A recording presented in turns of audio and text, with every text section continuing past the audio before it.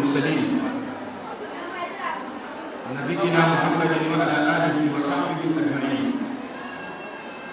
وسبحانك اللهم لا علم لنا إلا ما علمتنا إنك أنت العليم الحكيم رب اشرح لي صدري ويسر لي أمري واحلل عقدة من لساني يفقهوا قولي وبعد السلام عليكم ورحمة الله وبركاته. muna godiya ga Allah ta'ala da ya kaddara kan a cikin wannan masallaci mai albarka, masallacin tunawa da babban malamin mu Sheikh Abubakar Imam Ikram, Allah ya kansa da rahama, a wannan safiya ta 27 ga watan Ramadan, hijira Annabi sallallahu alaihi wasallam 1443, wanda ya daidai da 28 ga watan April, ma'ana watan hudu shekara ta 2022 miladiyya.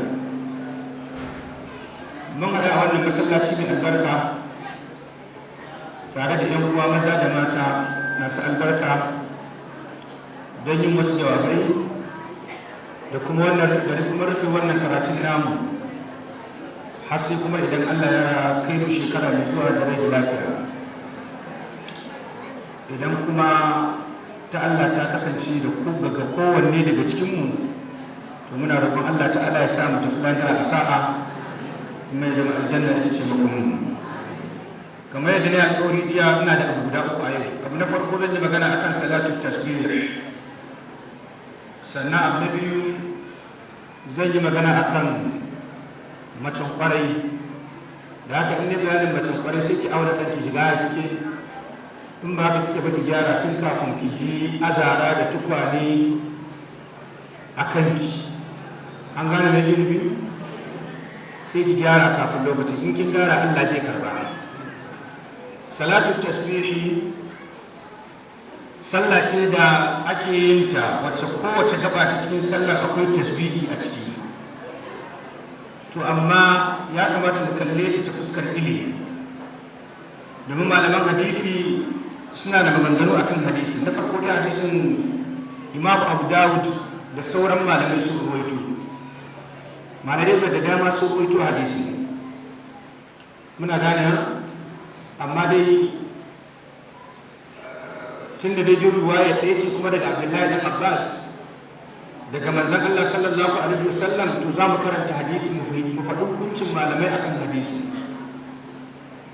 Abdullahi da Abbas yake cewa anna Rasulullahi sallallahu alaihi wasallam qala, manzon Allah sallallahu alaihi wasallam ya ce lil Abbas ibn Abd al-Muttalib, yace wa da amminsa, ma'ana dan uwan mahaifinsa al-Abbas, yace ya Abbas ya amma, yace ya kai Abbas ya dan uwan mahaifina, ala utik, mana baka wani abu mai daraja ba?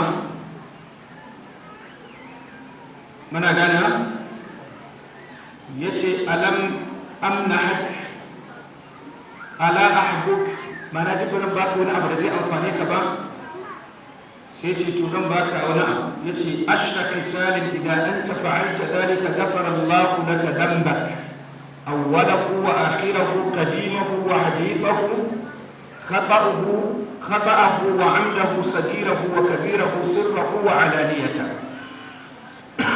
Manzala ce a Abbas, abubuwa ne guda 10 idan ka aikata su, to Allah zai gafarta maka zunubinka tun daga na farko har na ƙarshe, tun daga tsohon zunubinka har sabo.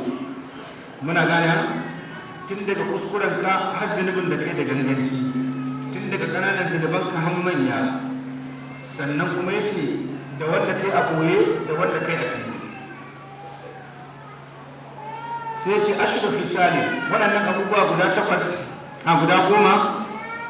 an tusalli ya 4 raka'atin taqra'u fi kulli wa raka'atin fatihatul kitabi was sura. Za ki salla ne raka'a 4. Wannan wanda din take kuka ta fitoji, malama ki fitoji.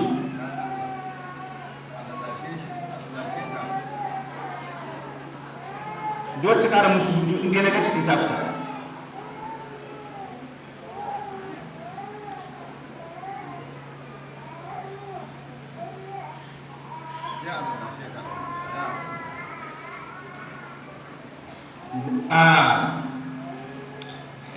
ya ce masa kai sallah raka'a 4 kowace sallah ka karanta fatiha da sura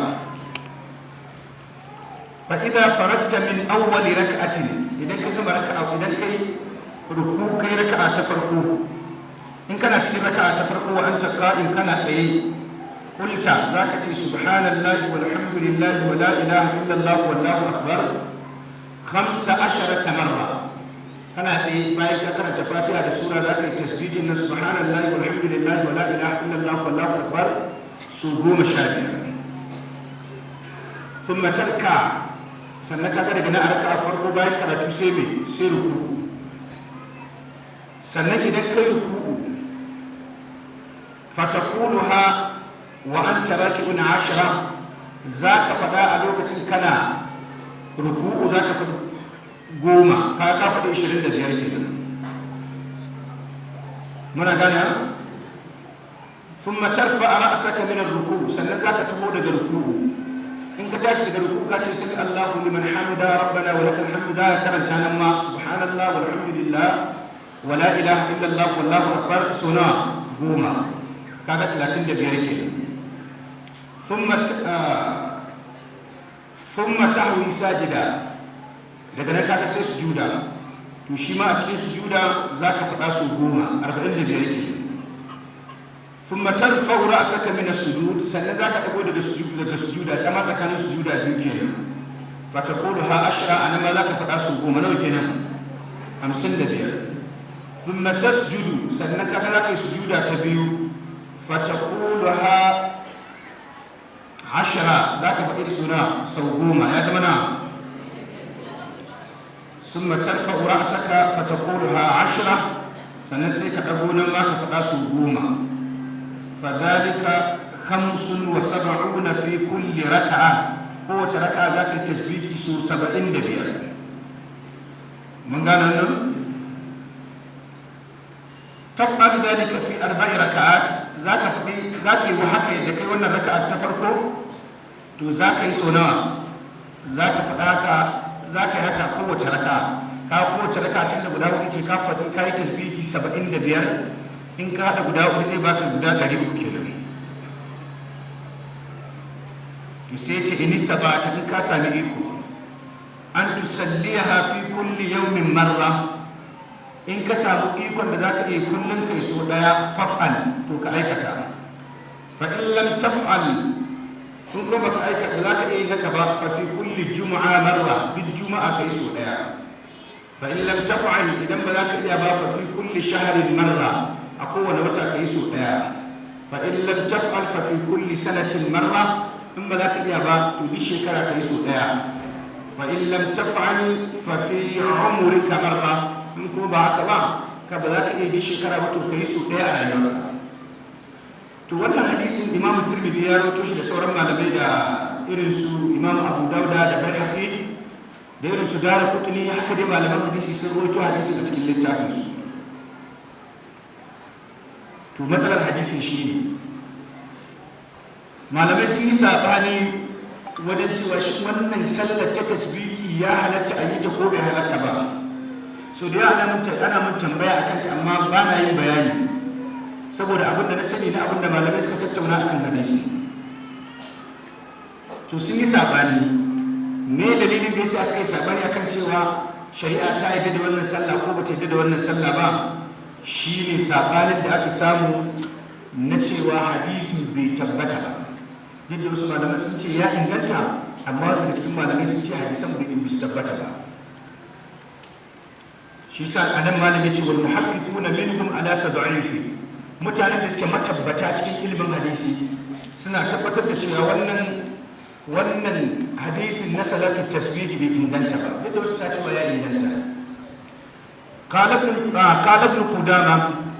ابن قدامة المقدسي يا فدا cikin littafin sana al-mughni yace fa amma salatu tasbih fa inna ahmad qala yace amma salatu tasbih wannan sallar da muke bayani yace to imam ahmad imam ahmad ibn hanbal imam ahlus sunnah wal jamaa yace ma yujibuni ni wannan sallar ba ta burge da ba na ganin ya kamata a yi ta kila lahu lima aka ce to malam saboda me ba za a yi wannan sallah ba, sai ce laisa fiha shay'un yasihu, babu wani hadisi da yake magana akan salatu tasbih da inganta. Kuma ka'idar ibada ba a yin ta sai da hadisin da ya inganta. muna gane ha. wa qala an-Nawawi rahimahullah subhanahu wa ta'ala, Imam an-Nawawi ya yi sharhin littafin al-Muhazzab na Shirazi ko ya yi kamar mujalladi tara in ban manta ba, sai wani ya zo ya ci gaba da ya ƙarshe sai al-Muti'i ya ƙarasa. To a cikin wannan sharhin da ya shi Imam an-Nawawi a mujalladinsa na uku shafi na 347 zuwa 348 sai Imam an-Nawawi ya ce qala al-Qadi Husayn yana cewa yustahabbu salatu tasbih, ya halatta an so a sallar tasbih lil hadith al-warid fiha, saboda hadisin da yazo a cikin ta. Amma Nawawi sai ya ce wa fi hada al-istihbab nazar, a ce ma mustahabbi ne ka yi ta, to akwai abin duba, li'anna hadithaha da'if, domin hadisin da ya zo da salatu tasbih da'ifi ne, hadisin bai inganta ba. Sannan da biyu ce dalilin da ya sama bai halatta a yi wannan sallar ba, wa fiha taghyirun li nabni salati al-ma'ruf, ita wannan sallar ta tasbih ta ma saba wa sauran salloli da ake yi, ta canja yanayin sallah. Dan ba sallah da bayan ka gama karatu sura da fatiha kuma sai ka tsaya kai tasbihi so kaza, in kai ruku'u kai tasbihi kaza, in kai sujuda kai, in ka dago kaza, yace wannan ya canja tsarin sallah ma gaba daya. Imam an-Nawawi yace fa yanbaghi alla yuf'ala bi ghairi hadith, wa laysa hadithuha bi thabit, hadisin ta bai tabbata ba.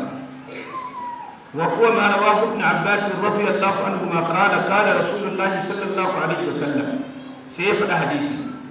هكا إمام أبو داود وإمام ابن ماجه سرويته حديث. منا قالها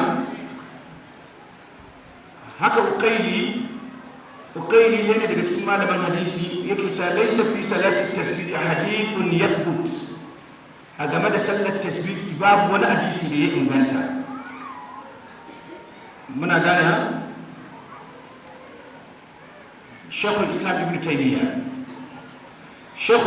Taymiyyah a cikin littafinsa na Majmu'ul Fatawa a mujalladinsa na 11 shafi na 579 yake cewa wa ajwadu ma yurwa min hadhihi salawati, mafi abin da yafi kyau da ake ruwaitowa game da wannan sallah shine hadithu salati tasbih, shine hadisin da yake magana akan salatu tasbih. wa qad rawahu Abu Dawud wa Tirmidhi, Abu Dawud da Imam Tirmidhi duk sun rawaito wannan hadisin. wa ma hada, amma tare da wannan falam yaqul bihi ahadun min al-a'immati al-arba'a, ba wanda yayi magana akan wannan hadisin cewa a rinka yin salatu tasbih daga cikin malaman mazhabobi guda hudu, Abu Hanifa farko, Imam Malik, Imam Shafi'i da Imam Ahmad ibn Hanbal, duk ba su ce ai salatu tasbihi ba. Bal Ahmad da'afa al-hadis, kai ɗaya daga cikin su ma Imam Ahmad ya da'afa hadisi.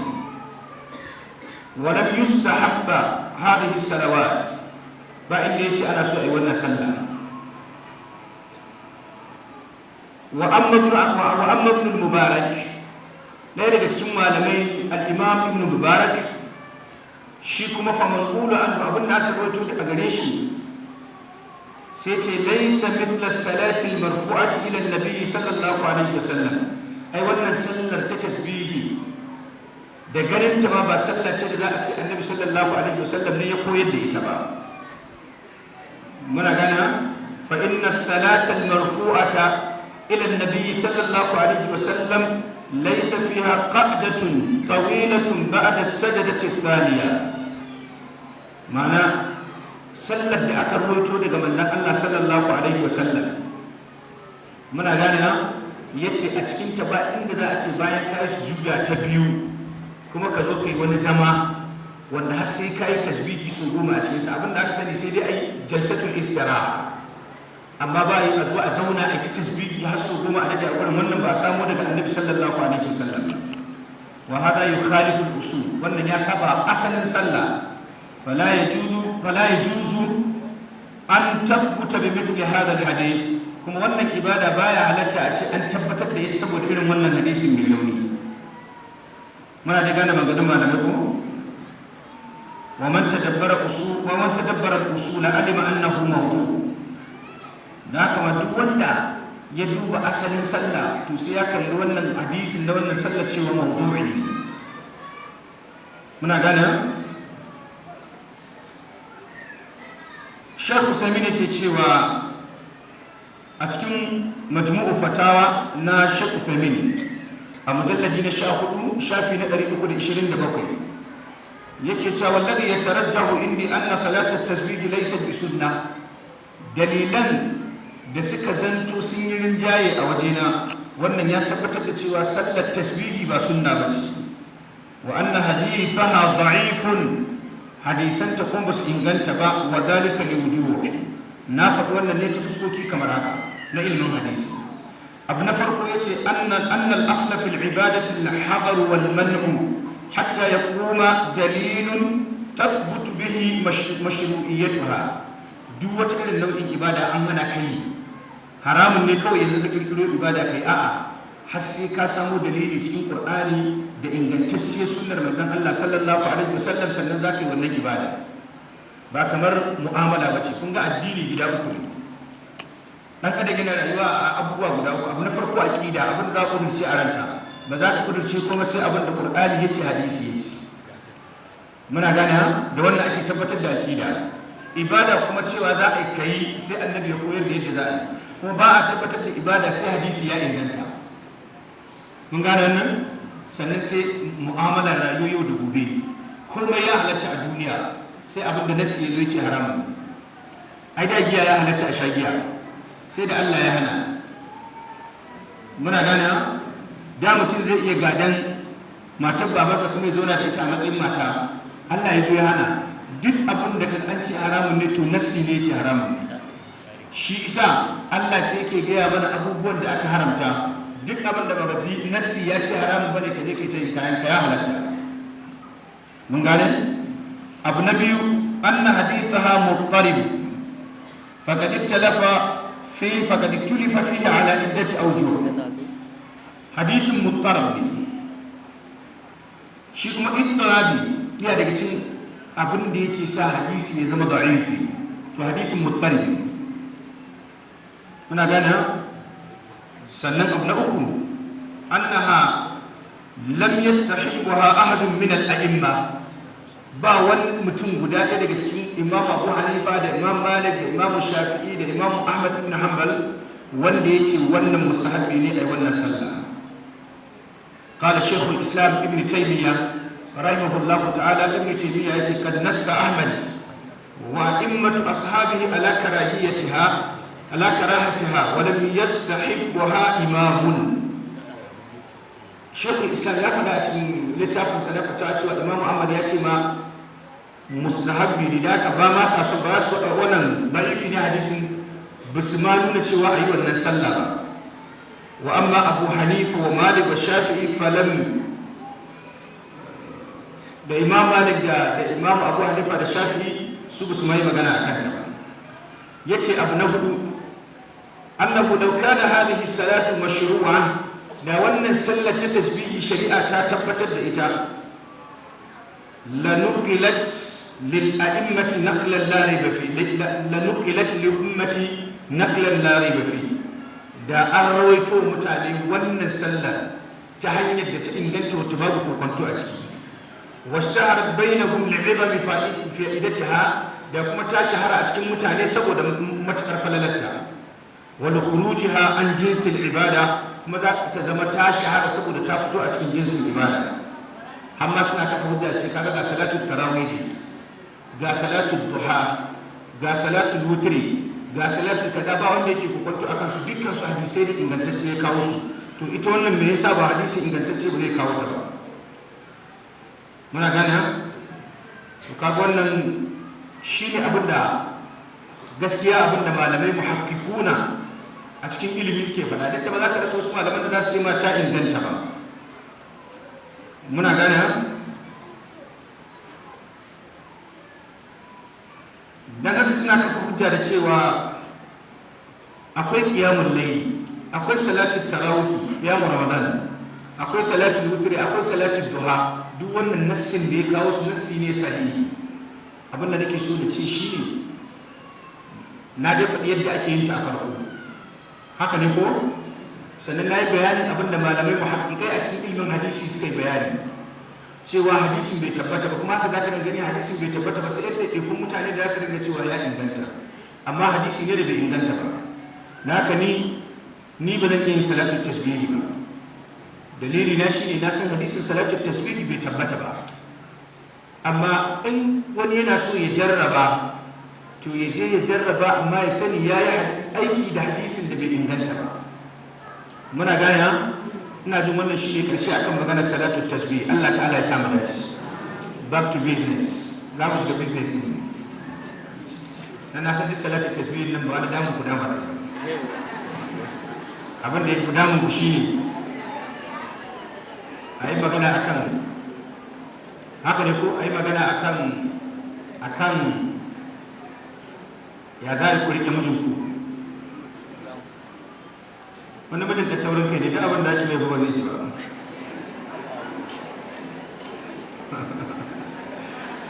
Amma da majority za su ji, tunda majority za su ji kin ga an shi kenan ko?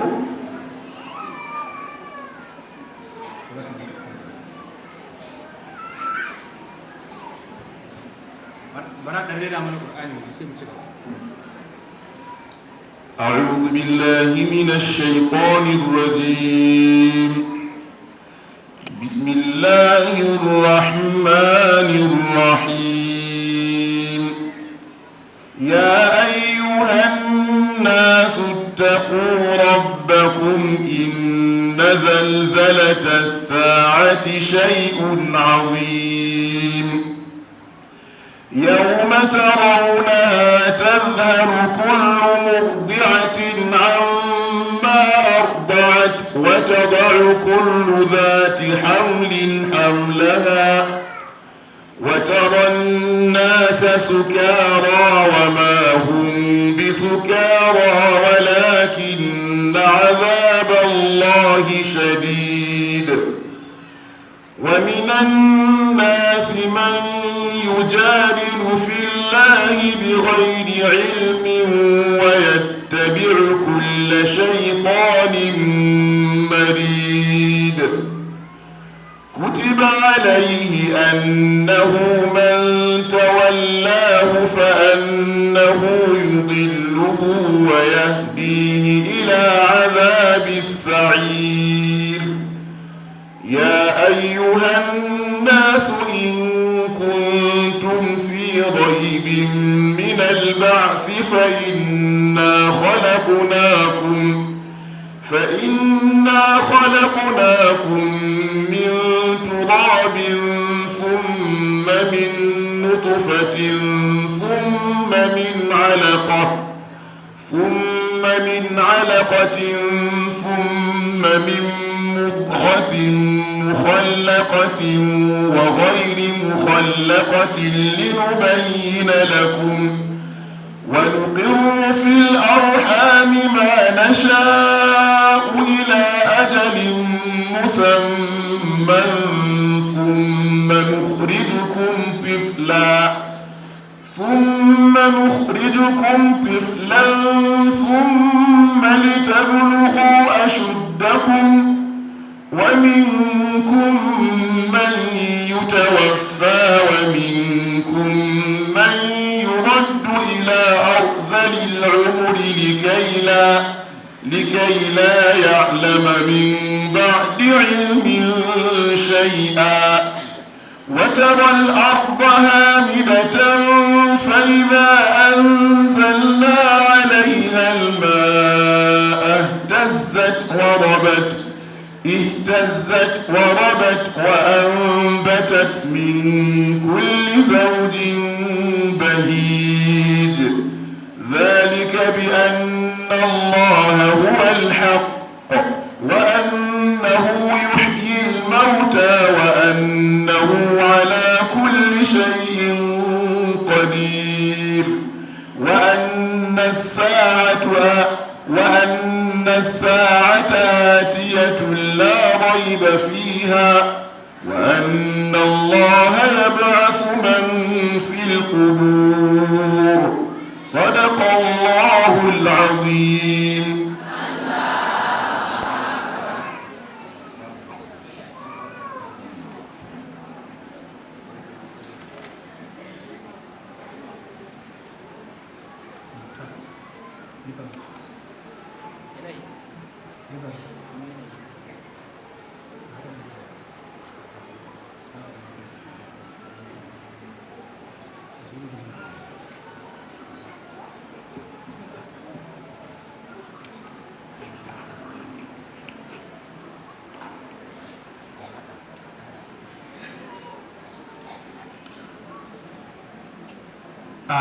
الحمد لله رب العالمين والصلاة والسلام على أسعد النبيين وأشرف المرسلين. kamar yadda bayani za mu yi takaitacciyar lakta akan yadda mace ya kamata ta zama macen kwarai a gidan mijinta. Sau da yawa za a ga ana ta ƙoƙarin a yi aure, amma ana faɗa cewa ba inda aka fi sakin aure irin Najeriya da wasu kasashe kamar Indiya da sauransu. Waɗannan sun fi kowa sakin aure a duniya, kuma a inda aka fi sakin aure shi ne a arewacin Najeriya. Dalili saboda muna misusing damar da Allah ya ba ta cewa in zama ba zai yi ba a rabu, to wani abu ma zai yi amma sai ga an ji an rabu. Yana daga cikin abin da ya sa shari'ar musulunci ta nuna cewa in dai mutum zai yi aure, in mace sai ta auri wanda take so, dan kar ta baya ta zo tana complain cewa abin da ya sa ba ta zauna ba dan ba ta san shi. Muna gane haka shi ma namiji a wacce yake so, dan kai zo ya complain cewa baya son ta ya aure ta, ba yin aure ba su.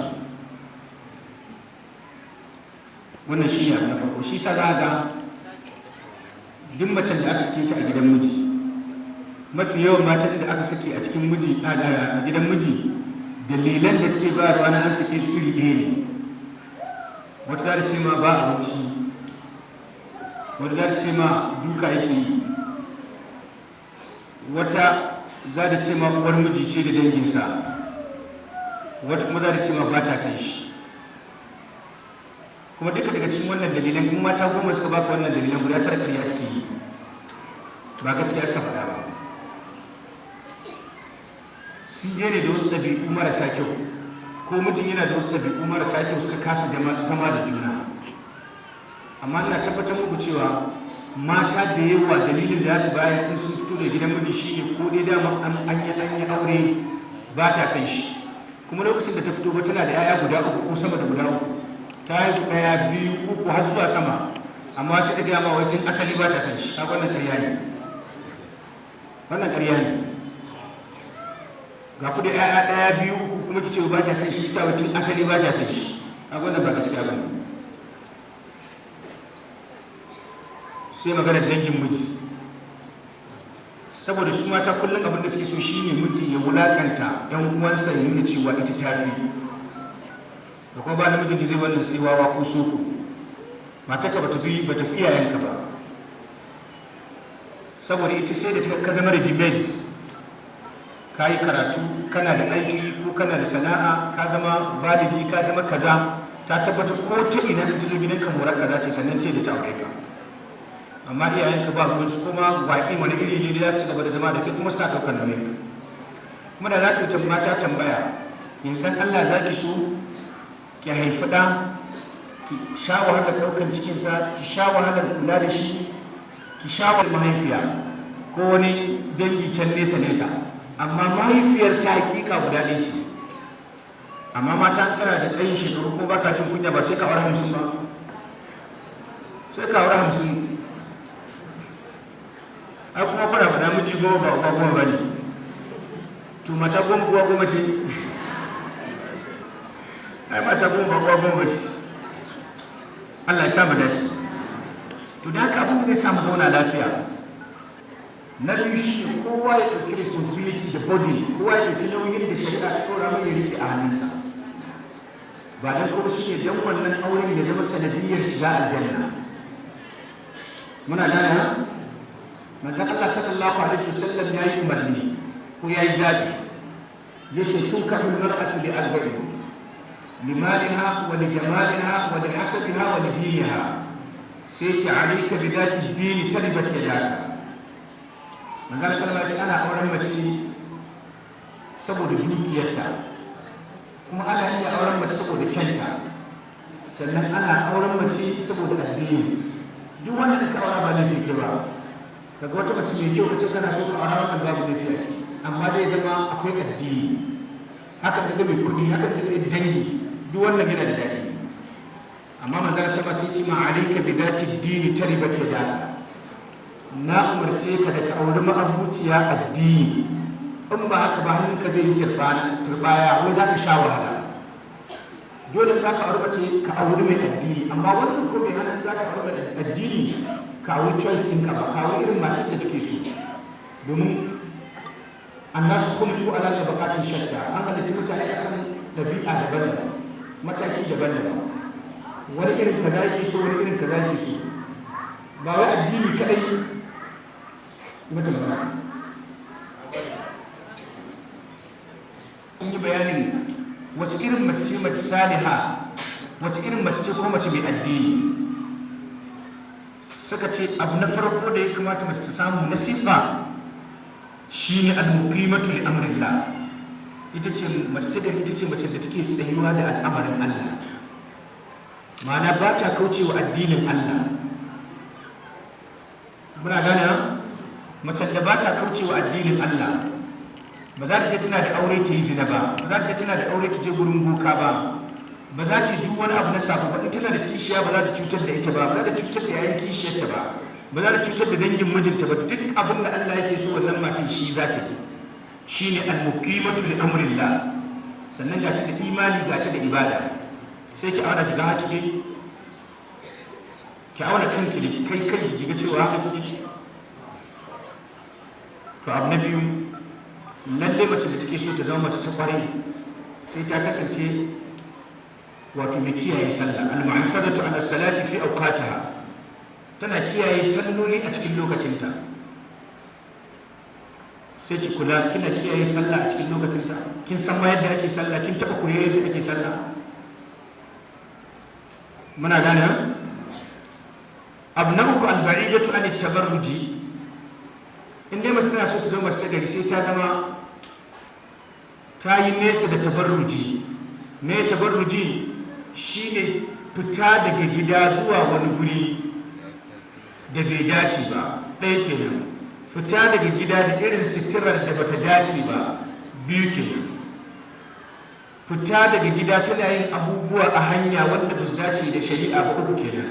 To macen da bata wannan, na farko bata zuwa inda bai dace ba, ba ta yin shigar kayan da shari'a ba ta yi da shi ba, ba ta tafiya akan hanya tana yin abubuwan da bai dace ba, kamar ihu akan titi, kamar ciye-ciye, kamar gwalangwaso da iya yi. Kasan wasu matan sai sun ga maza suna zaune sai su taho suna kaɗa jiki, to wani na kallon kin fara wannan zai kallo wani gurin, ba ma ya san ganin iri. Musamman yara 'yan mata su suna ganin dole ne sai an kalle su. In ma kina irin wannan abin kin cuci kanki a wannan zamanin na yanzu mata sun yawa, ko ku gane yanzu mata sun yawa. Kuma ta inda za ku gane, bari muku misali na farko da za ku gane. Da lokacin muna yara, in kana da yaya sai ga mutum daga 5 zuwa 10 ne suka zo suka kawo kuɗin auren da suke so su aure ta. Da an yi wannan mace mutum 5 zuwa 10, amma jikinki in dai ba daga aljanna aka fito da ke ba, mutane 5 ba su duka san auren giske ba a yi wannan. Yanzu ba za a zo ba, amma mutum 5 sun zo gidan kuto guda kuma makareta ne. Akwai dalilin da ya kawo su. Wani saboda kina da kyau ne a ce budurwarsa ce, wani kuma da mummunan manufa ya zo, wani kuma kila da gaske da auren ya zo. Haka za ka kowa da niyyarsa daban-daban. To da haka duk macin da take so ta zama mace ta gari, ita kanta sai ta ji tana kishin kanta akan mijinta, ba za ta ringa zuwa inda bai dace ba, ba za ta ringa yin shigar da bata dace ba, ba za ta tafiya kan titi tana yin abin da bai dace ba. Wata matan ba ta aure ce sai ta ga maza sai ta canja tafiya, ta canja magana, ta dinga wani irin misbehaving haka, saboda tsabagen rashin sanin ciwon kai. Sannan abu na hudu, macen kwarai ita ce wacce za ka same ta inda za ka yi bincike akan halayyarta ga wanda suka santa, za su ce ma wancan mutuniyar kirki ce. Da za ka yi mu'amala da ita, za ga a cikin mu'amala da ita akwai kunya. Wannan shi ne babbar sifar mace. Duk macen da ta rasa kunya ta zama ballagaza. Duk macen da ta rasa kunya, shi sa bayan annabi Musa ya je garin Madiyana, ya shayar da waɗannan, ya ga wasu suna shayar da dabbobinsu, amma ga wasu ɗan mata sun koma gefe daga dabbobinsu. Ya ce musu, me yasa ba za ku je ku shayar da su ba? Suka ce, a'a, ai mu ba za mu sha ba har sai waɗancan sun gama sha, tun da mu mata ne. Kuma abin da ya kawo mu nan ba wai mun ga dama ba ne mu zo mu shawo da dabbobin, a'a, mahaifinmu ne tsoho tukub ba zai iya zuwa ba. Annabi Musa ya shayar musu da wannan dabbobin nasu, ya koma inuwa ya zauna. To da haka ɗaya daga ciki sai ta tana son annabi Musa, sai Allah ya ce faja'at ihdahuma tamshi ala istihya. Aram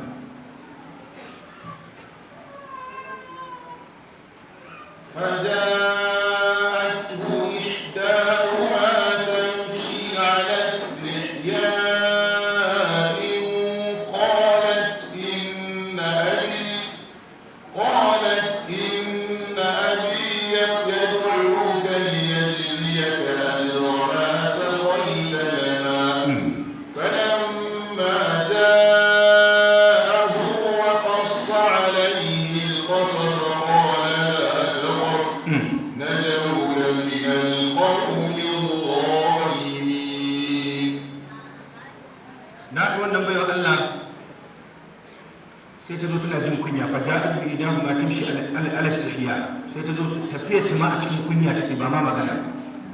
Sai da ce mahaifina yana kiranka don ya saka maka da irin abin da ka yi musu na shayar musu da dabbobi.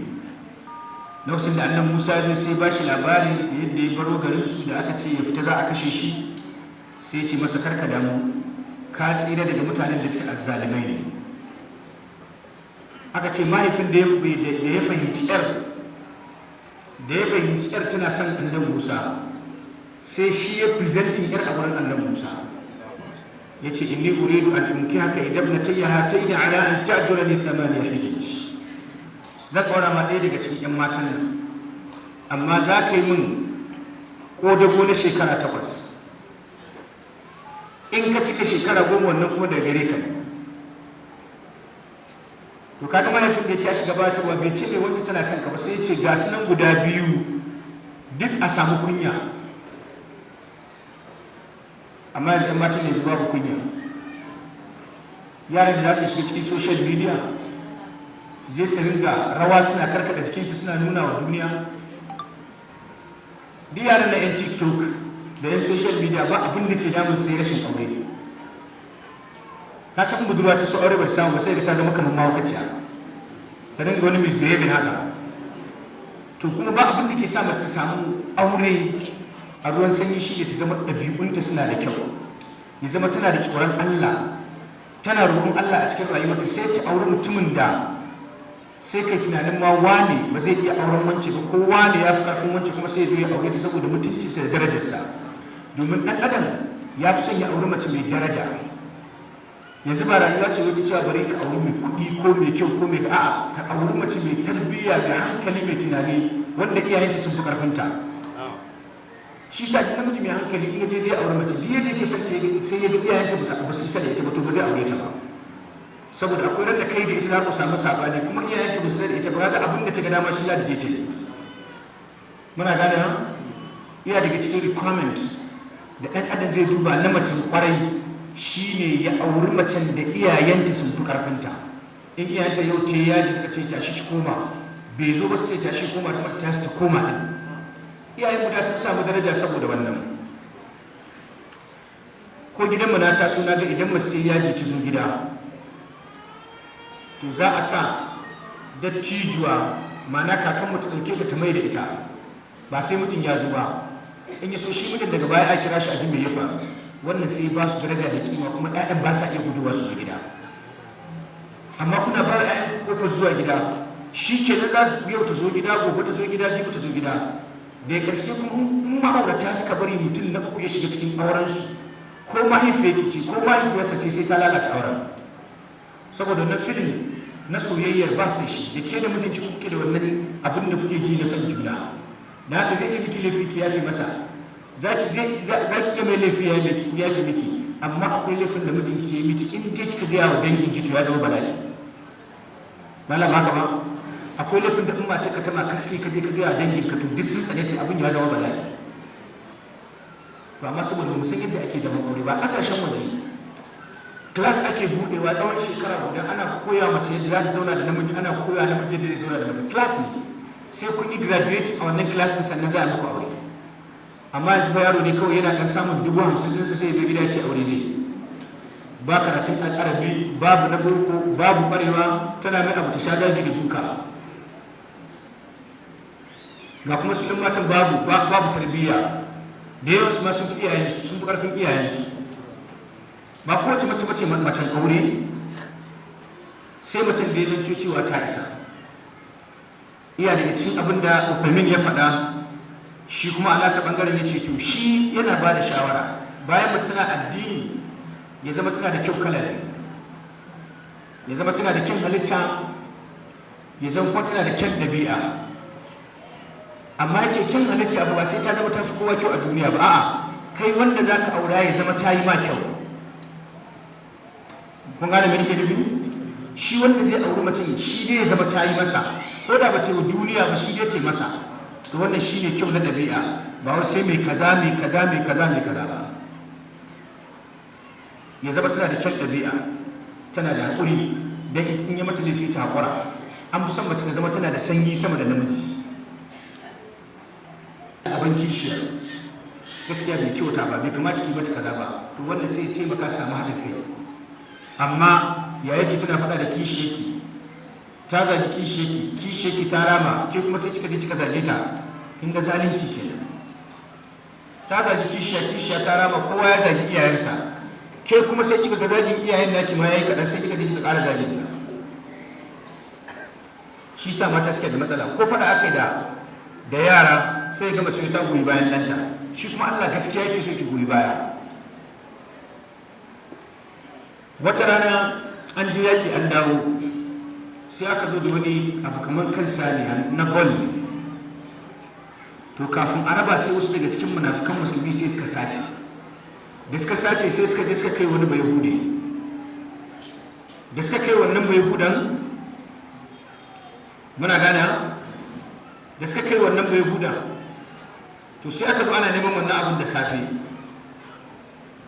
sai aka neme shi aka rasa. To a cikin abu akwai wani abu kamar gari, da aka bi sai ga gari yana zuba, aka biyo garin nan ba a tada abin nan a ko'ina ba sai gidan mai yahudi. Da aka je sai bai yahudi ce ai suwa da wani ne suka kamu, suka ce ƙarya kake, kai kaje kasa ta.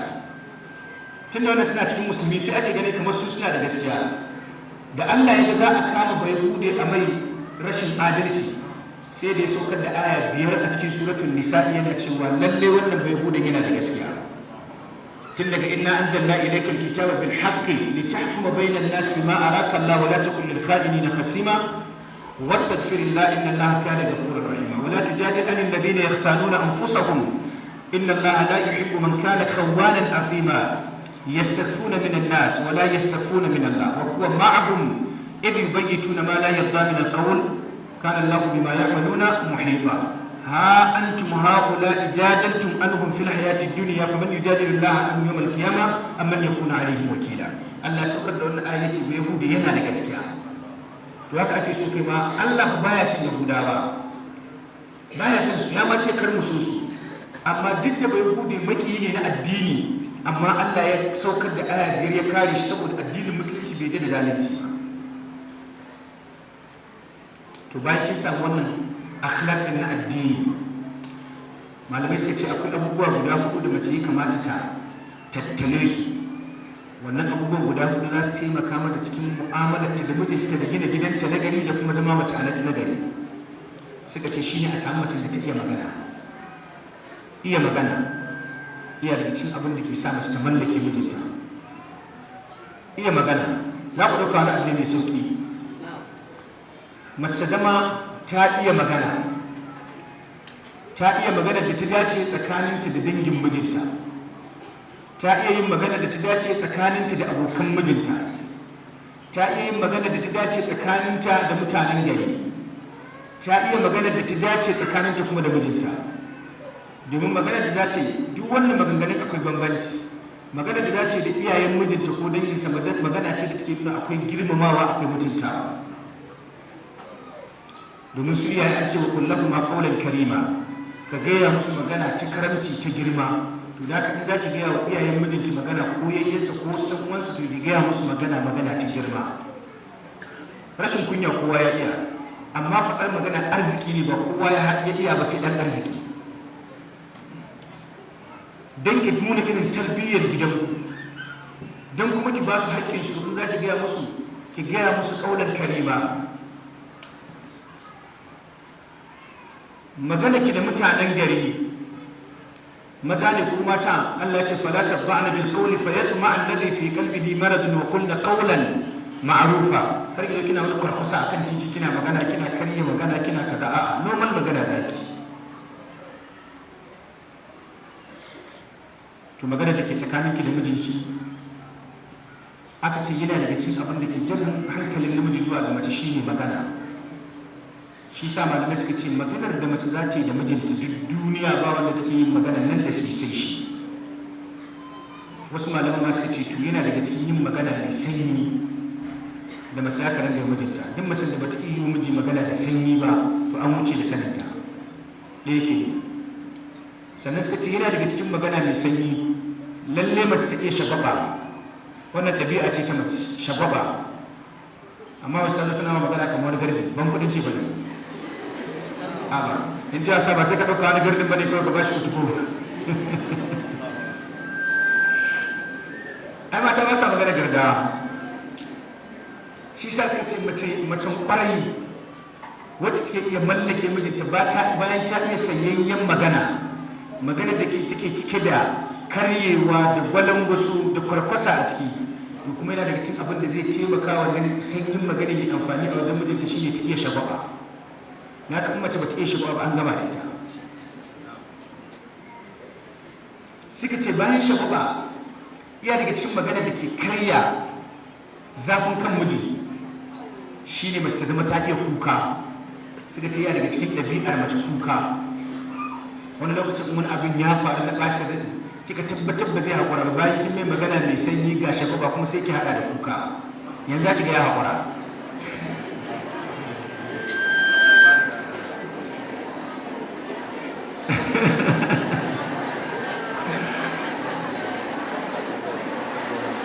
Muna gane ha?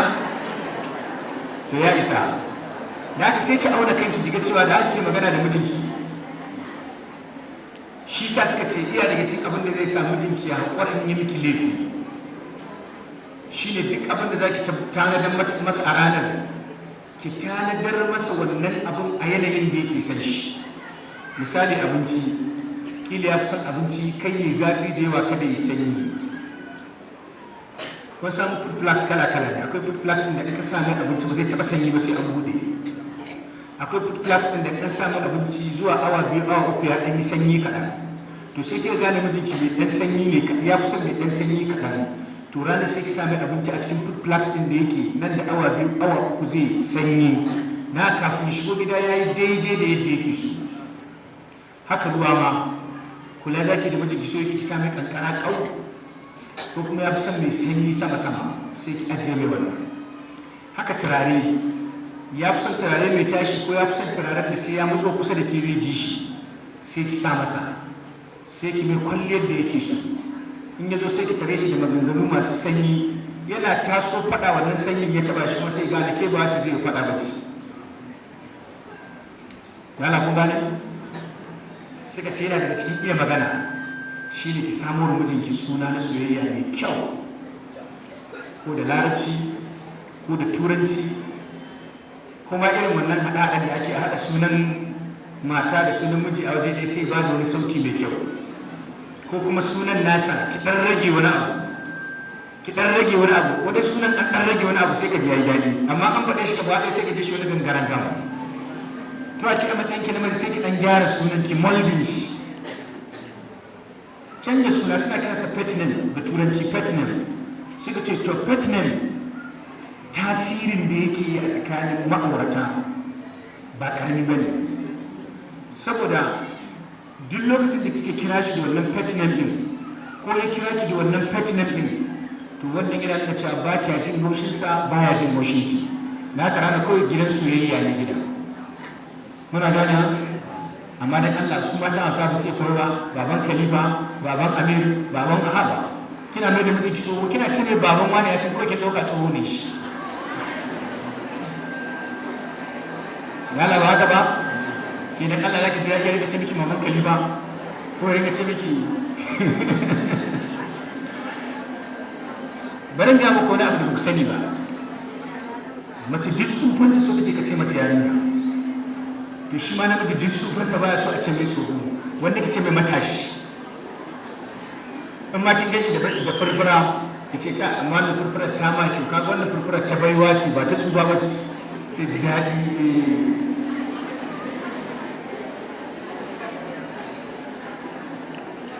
Na Allah ba haka ba?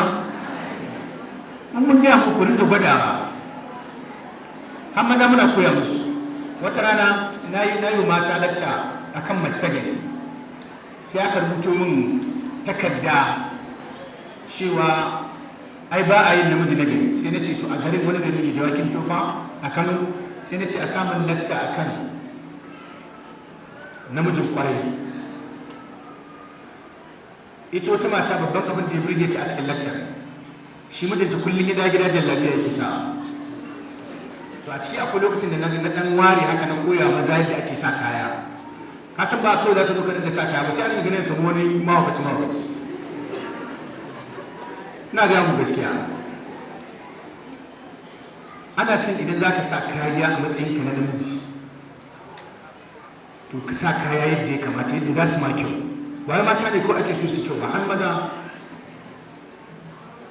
Misali yanzu in ka sa farar riga sai kai mata bakin aiki, to saman ka sai ka sa bakan hula, takalmin ka sai ka sa baki, azurfar da ke hannun ka sai ka sa baka, in mai dogon hannu ne da links sai ka sa links baki.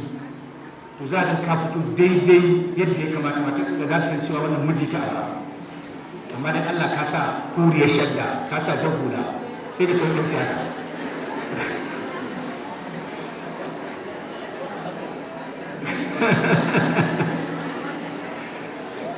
kun ga rashin adalcin maza ko?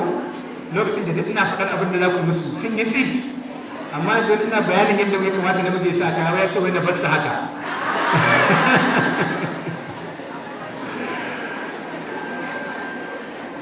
Muna gane ha? Kuma kun san mazan nan da kuke ganin su ko? Suna zuwa su same ni har gida su ce don Allah yi musu addu'a, Allah ya sa su ƙara samun aure. Za ki ga mutum ya zo gida ya isa, za ki ga mutum ya zo gida ya miki aidar ke sai in ba ke ba wata isa shigo nan gidan, ya rika nuna miki ke kadai ce. Kin san me yasa suke gaya muku haka? Suna gaya muku ne haka wai don ya halatta namiji ya matarsa ƙaryar da za ta ji daɗi, wannan ba laifi bane a shari'a. Na ka sai zai rinka gaya miki daga ke ba wata, ni kuma suna bi na gida suna damuna dan Allah an zo musamman a tafsirin maza na ringa addu'ar Allah ya sa kafin na dawo su ƙara ɗaya ko biyu. To idan alkhairi ne Allah ya sa su ƙara. Gaskiya kun fara saukowa, kaga sun ce amin gaba ɗaya yau. To dole da bar ce amin ba, Allah ya sa. To bari na bin magana haka, kun gane dai abin da ya kamata ku a magana ko? suka ce abu na biyu da yake sa mace ta mallake miji shine tsafta. Tsafta ana son mace ta zama mai tsafta, ta fi namiji tsafta. Kun san mata sun fi maza tsafta. Kun san maza suka dame ne, wanda mijin sai kwana uku bai yana sa riga da ko ya kwana uku bai wanka ba, wanda mijin sai sa andawaya singlet ta ciki sai ke sati bai cire ta ba. Kaga ai ba adalci a nan. To abin da ake so ku zama masu tsafta.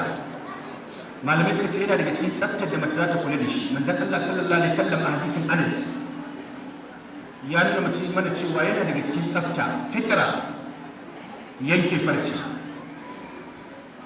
Muna gane cire gashin hammata iya daga cikin tsafta.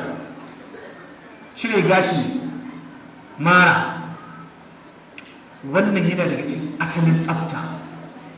Suka ce duk wani gashi da ba da shi aka haife ka ba, hadisin Anas ya ce kar mutum ya wuce kwana 40 bai cire ba. Malamai suka ce wannan shi ne ƙarshensa. Akwai mutane da suke da saurin fitar gashi, in mutum sati ɗaya ringa yi ko sati biyu ko sati uku ya yi, amma kai ya wuce kwana 40 a nan laifi yake. Kar ka yi da gashin mara da gashin hammata da farce, muna gane ya kai sama da kwana 40 a jikinka baka cire ba. Wannan ba mamaki bane ne. Nan da ce jarraba za ki da sami da shekara.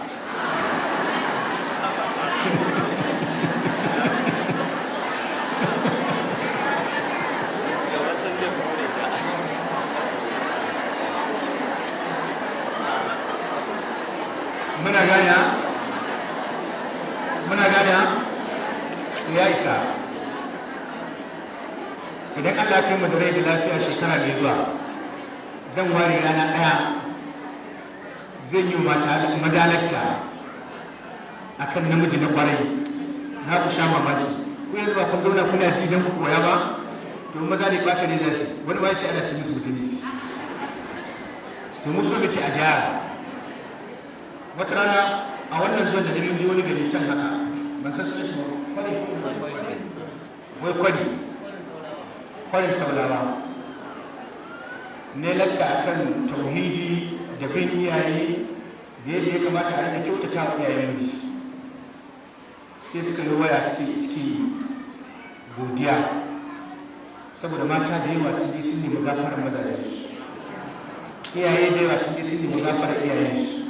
To abin da yasa ake ba a zikirin dan a gyara, dan ka yi kuskure ba wani abu ne, ran da gano kuskure ne sai ka gyara. Wani lokacin shi kansa ne wa'azin yana fitar laifin kansa. So ake shi aure da kuke gani ko ba wai kana zuwa ka aure mace bane kawai don kullum yin sallar dare tun daga bayan sallar isha ku ta sallar dare har gari ya waye ku asuba ka tafi kasuwa ku dawo gobe. A'a, shi aure Allah ya haramta jin daɗi ne ta hanyar zina, sai Allah ya halatta ma jin daɗi ta hanyar aure. To ashe duk abin da zai gyara wannan abin da shari'a ta yi da shi abu ne mai kyau. Shi namijin a gaya mai ga kuskurensa ya gyara, ita ma macen ga kuskurenta da gyara. Kuma na tabbatar da lokacin da na fara bayani zuwa yanzu da yawan sun ji abubuwa da yawa da ba sa yi. Ba kamata ya su gyara su rinda yi. Tun da auren nan ya zama dole, in ma baki da auren ta za baki da mutunci. Auren shi ne mutunci ki to ki kayan ki kuma ki zauna yadda ya kamata. Shi sa wani gidan auren ka je sai ya burge ka. Shi sa bari ba ku wani labari. Idan na ga namiji ya zo yana complain cewa an masa kaza ina ga muku ne tsakanin Allah mamaki yake. Ni a gidana sai an a shekara ba mun laifi Allah, sannan kuma aka mun laifi ne ina magana ba wanda zai tanka mu, saboda ni gidana peaceful gida ne.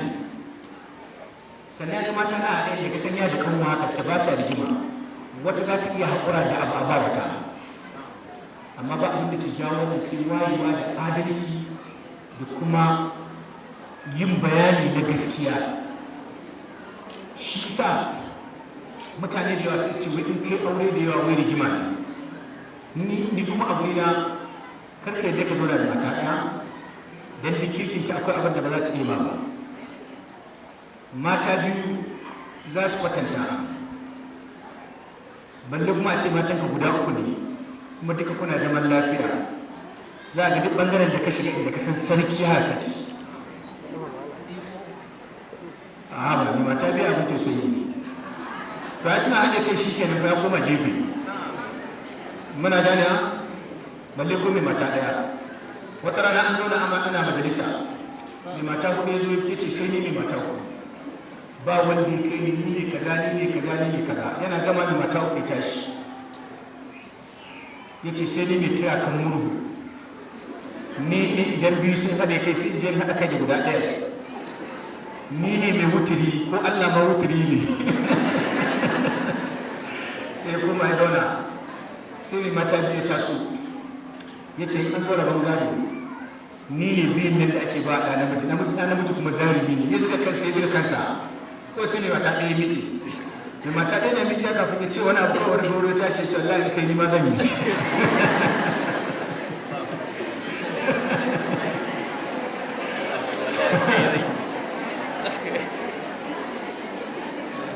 kaga shi mai mata ɗaya abin tausayi ne in kun dade da matar ta daina kai ma ruwan wanka ta daina kama abinci kana dawa sai da ce da babban ɗata da baban ku ya zo kai mai abinci ina jin baban ku zai wanka sami ruwan wanka yanzu ka da duk hidimar da za a ringa ma ba matar ka ce za ta ringa ba ɗan ka ce za ta ba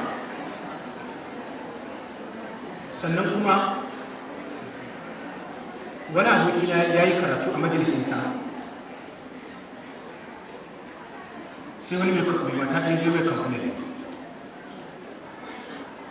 kuma sai muke ba juna labarin wani mutum shi kuma da ya zo a ran da yake ba da labarin ya ce yau shekararsa 9 matarsa ba ta ƙara shiga ɗakinsa ba kun san mai dalili tun da ya je ba ta labarin zai yi aure sai da shiga ɗakinsa wala mutum yana kuka yake faɗa wannan magana na ce mai alhaji mai na wani kuka tun da kana da kuɗin nan da komai aure biyu za ta dawo ko ba za ta dawo ba za ta dawo mana in kana so ka rika kafa doka ma tana yi kar ka zauna da mata ɗaya ka zauna da mata biyu zuwa sama saboda in wannan ba ta ma biyayya wannan za ta ma in wannan ta ma biyayya wannan ta ga tana yi ma ita ma sai ta dawo na san mutumin da ba sa zaman lafiya da matarsa sai muka ba shawara kaga ka ƙara sai ya fi shawara da ta tabbatar auren nan za a yi ta yi rigima ta yi tashin hankali kuma dama na gaya masa za a yi rigima za a yi tashin hankali amma ka jure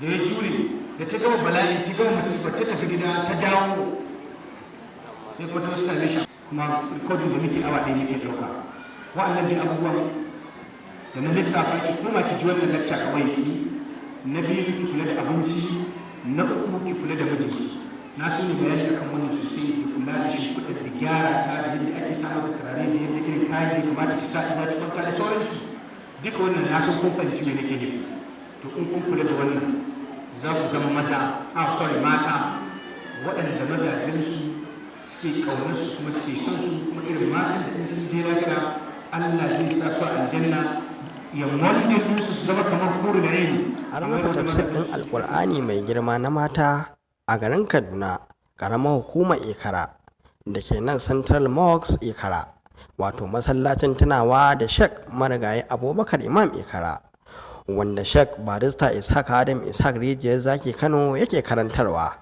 Yau 27 ga watan Ramadan aka rufe wannan tafsir. Kwamitin bibiyar tafsirai na malaman Kaduna State gaba ɗaya su ma sai shaida cewa babu wani malami wanda aka fi sauraron tafsirinsa na mata irin Sheikh Barista Ishaq Adam Ishaq Rijiyar Zaki Kano.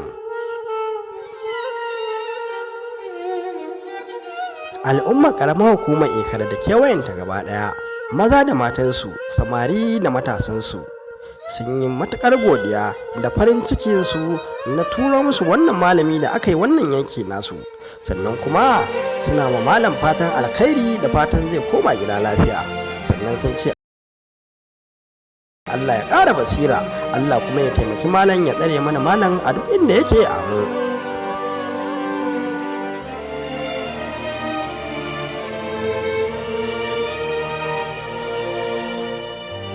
Ƙungiyar 'yan agaji kenan ta mata inda suka rako malam har bakin mota suna masa sallama tare da yi masa fatan alkhairi. Allah ya kai malam gida lafiya ya kare shi amin. Sai dai kowacensu zuciyarta cike take da rashin son tafiyar malam. To dama ya an ce shakuwa da daɗi take, rabuwa kuma akwai zafi. Allah dai ya kai malam gida lafiya amin.